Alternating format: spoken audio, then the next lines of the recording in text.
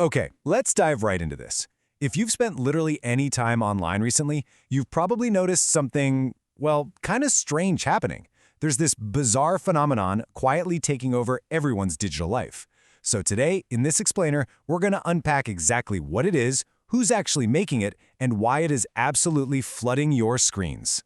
Seriously, think about your own scrolling habits for just a second. Have you noticed your social media feed changing lately? Over the past year or so, your timeline has likely gotten progressively weirder, right? Well, let me assure you, it is not just you. Something fundamental has shifted in the content that's being served to us, day in and day out. We are seeing a daily stream of absolute absurdities. I mean, you've got endless streams of sad cats. You've got these bizarre, completely made-up characters with names like Tungum Tung Tung Sahar and Ballerina Cappuccina. And then it gets into fabricated political clips. For example, a completely fake video of President Trump dumping diarrhea on protesters. I know, it sounds ridiculous, but this rapid-fire weirdness is actually a Trojan horse for a massive shift in how the internet operates. It all boils down to something called AI slop. So what exactly is that?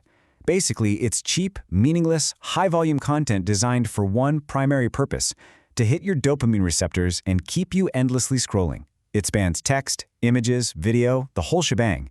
And the staggering rate at which it's being churned out is literally turning parts of the internet into a virtual garbage yard. Now let's look at the other side of the coin here. Meet Mark Lawrence Galawo. He's an AI video creator based in the Philippines, and he argues that the label slop actually isn't entirely fair. In his view, the idea of the person should lead the AI. He sees AI as just a tool, He genuinely believes that these viral moments require a creative process. Sometimes it's tapping into outsider art or dark humor, rather than just typing random words and hoping the AI magically produces a hit. And this brilliantly illustrates how he does it. Mark walked us through his process, and get this, much of it he does right on his phone. It's this simple, highly industrialized formula. Step 1, you write a detailed prompt in ChatGPT. Step 2, upload those images to Kling AI to animate them. Step 3, edit the sequences in CapCut Pro. And finally, Step 4, upload straight to YouTube Shorts.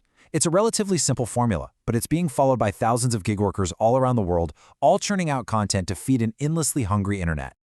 All right, moving on to Section 1, the jackpot, economics of virality. To understand exactly why this global cottage industry is exploding, we have to look at the microeconomics. For a creator like Mark, graduating with a computer science degree might land an entry-level job paying between maybe $500 to $700 a month. But when you weigh that against the YouTube potential, the choice is kind of obvious.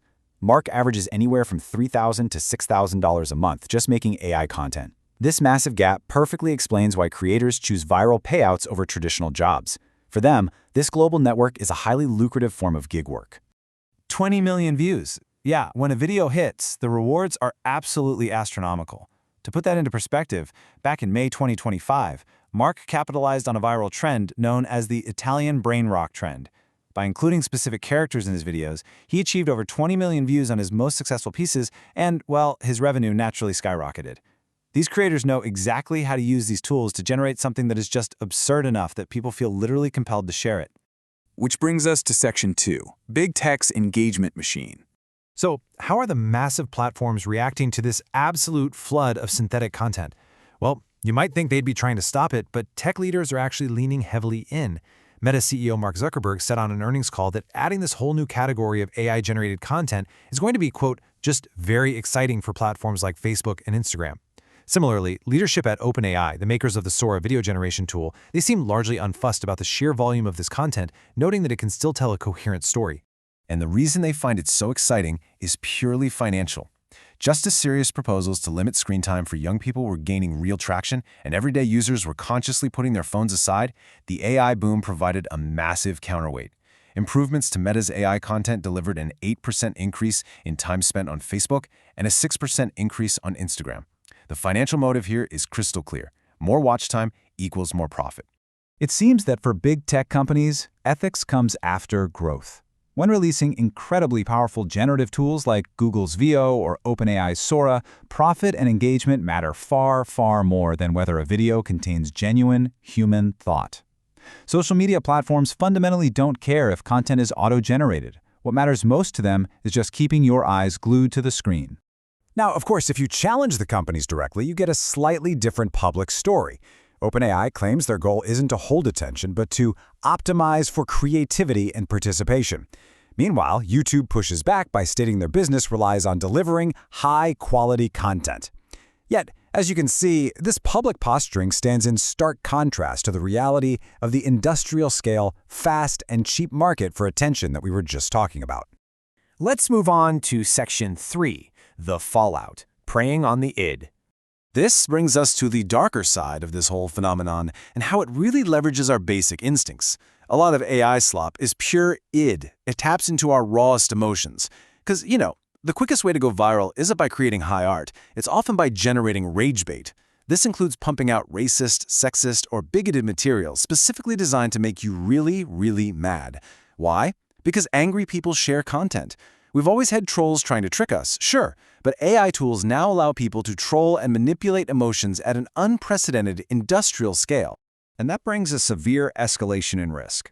I mean, we started with innocent absurdity, like an AI-generated clip of a kangaroo trying to board a passenger plane. Okay, that's a harmless fake.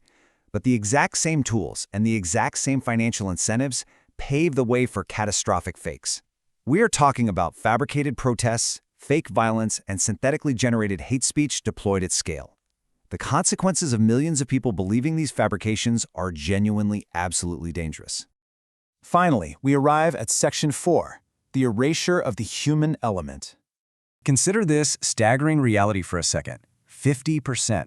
It is currently estimated that about half of what we already see online includes AI-made elements. And many experts predict that within just a few years, AI will simply dominate the entire internet.